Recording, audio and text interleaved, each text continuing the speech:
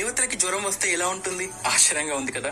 నేను జోక్ చేయట్లేదు, ఈ వీడియో పూర్తిగా చూడండి, మీకే తెలుస్తుంది. ప్రపంచంలోనే అతిపెద్ద రథయాత్రగా పేరు పొందిన పూరి జగన్నాథ స్వామి రథయాత్ర ఈ నెల 7వ తారీఖున మొదలవబోతుంది. ఆషాఢ శుక్ల ద్వితీయ నాడు ఆలయం నుండి ప్రారంభమై 3 కిలోమీటర్ల దూరంలో ఉన్న గుండీచా ఆలయం వరకు రథయాత్ర సాగుతుంది. అక్కడే జగన్నాథుడు 9 రోజుల పాటు ఉండి తిరిగి ఆషాఢ శుక్ల దశమి నాడు ప్రధాన ఆలయానికి చేరుకుంటాడు. అయితే ఈ రథయాత్రకి ముందు జ్యేష్ఠ పూర్ణిమ రోజు గర్భగుడిలో ఉన్న బలరాముడు, సుభద్రాదేవి అండ్ జగన్నాథ స్వామి విగ్రహాలని స్నానబేడి అనే ప్రాంతానికి తీసుకొస్తారు. 108 కలశాల చల్లని నీరుతో దేవతామూర్తులకు స్నానం చేయిస్తారు. అలా చల్లటి నీటితో స్నానం చేయించడం వలన దేవతలకి జ్వరం వస్తుందని నమ్ముతారు. వెచ్చగా ఉంచేందుకు విగ్రహాలకు మఫ్లర్లు చుడతారు. జ్వరం నుండి కోలుకునేందుకు విగ్రహాలను గర్భగుడి పక్కనే ఉన్న ఒక రహస్య గదిలో 15 రోజుల పాటు నేలపైన పడుకోబెడతారు. ఈ 15 రోజులు భక్తులకు ఎటువంటి దర్శనాలు లభించవు. ఆ 15 రోజులు ముగిసిన తర్వాత రథయాత్ర ప్రారంభమవుతుంది. విగ్రహాలని అత్యంత భారీ రథాలపైకి ఎక్కిస్తారు. ఈ ప్రాసెస్ ని పహండి అని పిలుస్తారు. ప్రపంచంలో ఎక్కడా లేనటువంటి ఆచారం